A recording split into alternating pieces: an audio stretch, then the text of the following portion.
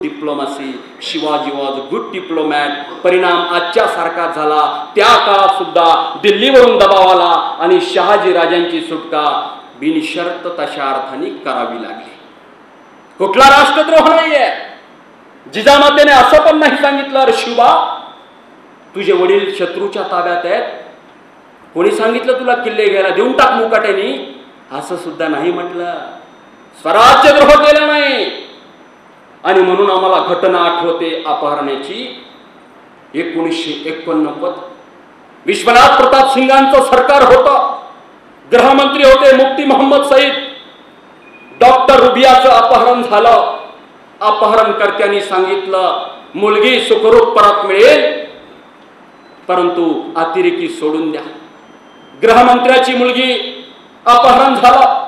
देश हादरला. आंतरराष्ट्रीय पातळीवरती भारताची प्रतिमा मलिन झाली. ज्या देशाच्या गृहमंत्र्याची मुलगी सुखरूप नाही तिथं सामान्य माय भगिनींचं काय असा प्रश्न सामान्य लोकांच्या मनात निर्माण झाला. स्वतःच्या मुलीसाठी खतरनाक अतिरेक्यांना सोडून दिलं. आणि मग मात्र मला आठवतं 350 वर्षापूर्वी एका पित्याची सुटका करत असताना पुत्राने खेळलेले डावपेच कुठे, आणि कलियुगामध्ये पुत्रीची सुटका करत असताना पित्यानी खेळलेले डावपेच कुठे, तुलना नाही होऊ शकत. आमचं सरकार नेहमी म्हणतं ही पहिली वेळ होती, आम्हाला स्ट्रॅटेजीचा अनुभव नव्हता. मुंबई बॉम्बस्फोट झाले, पहिली वेळ होती. कारगिलमध्ये घुसखोरी झाली, पहिली वेळ होती. विमानाचं अपहरण झालं, पहिली वेळ होती. 26 नोव्हेंबर हल्ला झाला, अशा प्रकारचा हल्ला पहिलाच होता. किती दिवस ऐकायची ही सांत्वना. शत्रू प्रत्येक वेळा नवीन चाल करून येणार.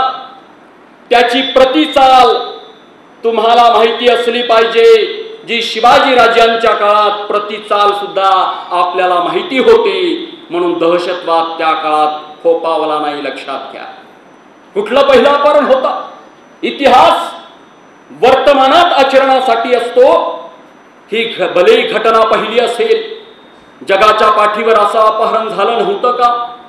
दिनांक 27 जून 1976 इस्रायल सारखं चिमुकलं राष्ट्र, या इस्रायलच्या बेन गुरियन आंतरराष्ट्रीय विमानतळावरती एक एअर फ्रान्सचं विमान उभं होतं. 27 जून 1976 ला हे विमान झेपावलं. फ्रान्सची राजधानी पॅरिसला उतरणार होतं, परंतु आकाशात उडाल्यानंतर अपहरणकर्त्यांनी पायलटच्या कानशिलावरती बंदूक ठेवली आणि सांगितलं विमानाची दिशा इकडं वळवा. युगांडामध्ये एनटीटीबी